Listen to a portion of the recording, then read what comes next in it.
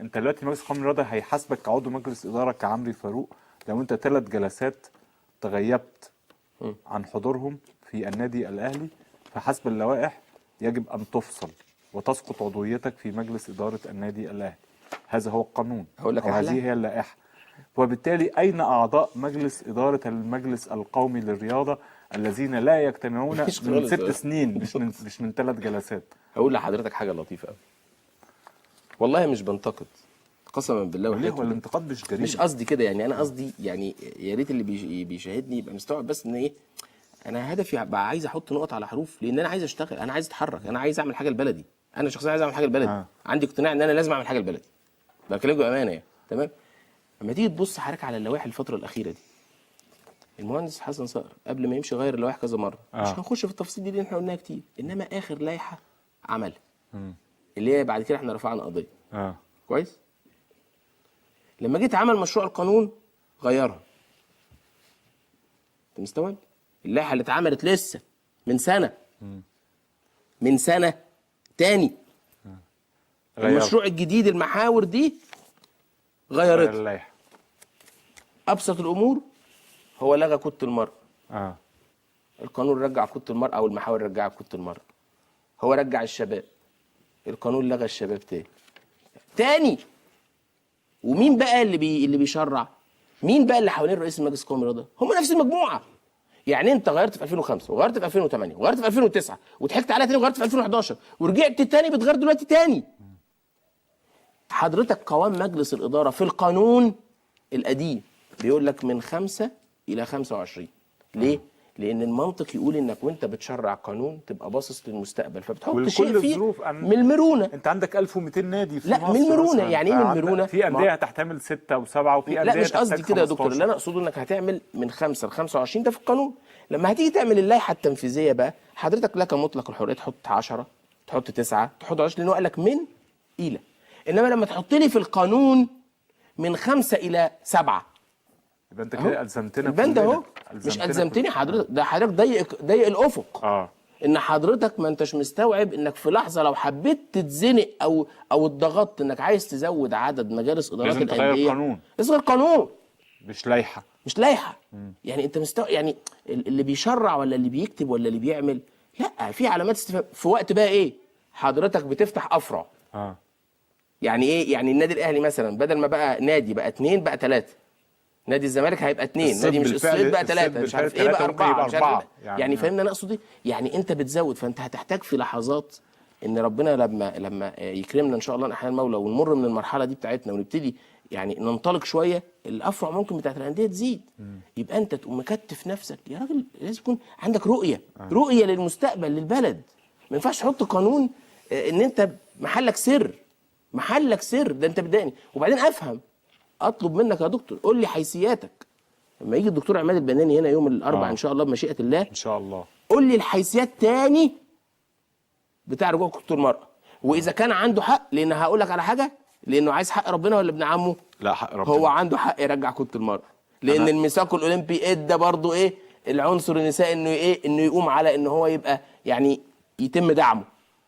طب انا اسالك بقى قبل ما لا ده انا عندي الماده. لا انت ما تقوليش تميز ما بين الرجل والنساء، انا بكلمك على لو هتتبع الميثاق الاولمبي. تمام. انما انا عايز افكر. الميثاق الاولمبي بس هو ما نصش صراحه انه لازم يبقى في كرسي للمراه. لا ما قالش كرسي، قال دعم للمراه. وقال انك تدعم رياضه قال لك ده يعني لا دعم للمراه. يعني لكن فكره انه لازم يبقى في كرسي للمراه والمراه. لا ده انا عايز اوصل يا دكتور، انت لما انت عارف ان الميثاق الاولمبي بيقول كده، انت من 6 شهور لغيته على نفس الناس، وقبلها من 9 شهور ولا 10 شهور حطيته. والناس اللي احنا مش عارفينهم، اللي احنا مش عارفينهم، اللي احنا بنلعب استغمايه معاهم، يعني اللي هي عارف ايه. انا قلتها مره، هم دول امبراطوريه الظلال، اللي هي انت شايف خيالات كده بتتحرك لكن يعني مش عارف ربنا شخوص حقيقيه. يعني لازم يبقى فيه يا جماعه يعني في لازم احساس بالناس اللي بتحاول تعمل حاجه للبلد. والله ما بهزر، في ناس مكبوته، في شباب مكبوت بيحب تراب البلد دي. مش لا في ناس بتحب تراب البلد دي، بتعشق ترابها. لازم الناس تستوعب ان في ناس يعني نفسها وامنيتها ان بلدها ينصلح حالها.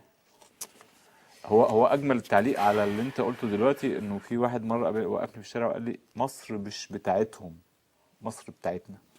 يا بيه هقول لحضرتك على حاجه. حضرتك جيت في مشروع المحاور، واخد بال حضرتك، جاي تقول لي حضرتك هنا ان حضرتك هتعمل، احنا المنطق واللي بيحصل يا دكتور ياسر ان المجلس القومي للرياضه لما بيلاقي بعض الانديه محتاجه بعض الحاجات بيدعم كويس، بيدعمها ماليا. تمام. ولو ان عندنا علامات استفهام على هذا الموضوع لانه برضه مخالف للميثاق الاولمبي.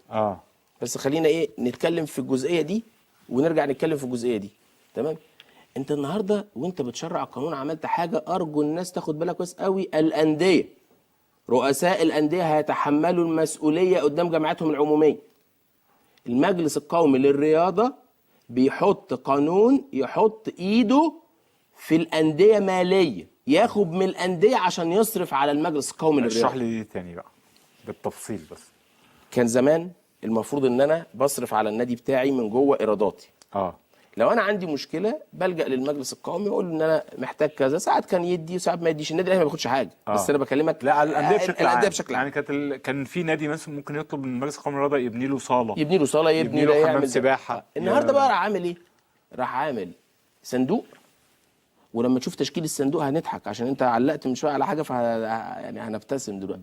راح عامل صندوق ايرادات هذا الصندوق من تذاكر مباريات الانديه. يعني انا هلعب الزمالك مثلا، كان ده بيخش لي الايراد ده بيخش لي انا كنادي، هياخد هو منه حصه. عقود اللعيبه هياخد منها حصه.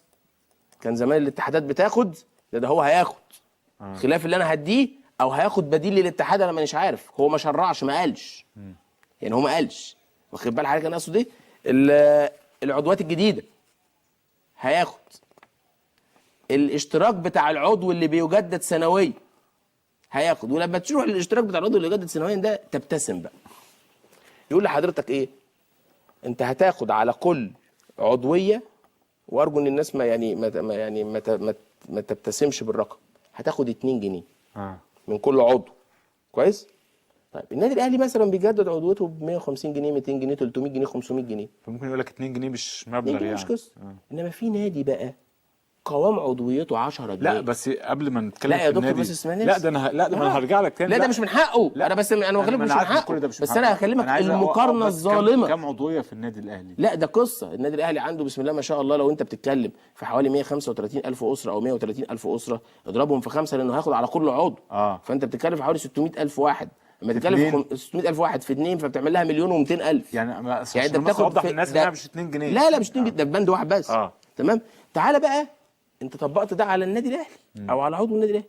في نادي تاني عضويته ب5 جنيه و2 جنيه وب7 جنيه. ده يعني مش عايز الناس تفتكر ان انا بقلل من شأن حد. لا على ما اسمع ان نادي الاسماعيلي عضويته كلها ب75 جنيه او ب100 جنيه. حضرتك عايز تاخد منه ايراد من التجديد بتاعه اللي هو 10 15 جنيه، اللي هو اساسا النادي الاسماعيلي محتاج كل قرش عشان يقوم فرقته. حضرتك بتقول له لا ده انا هشاركك وهاخد منه.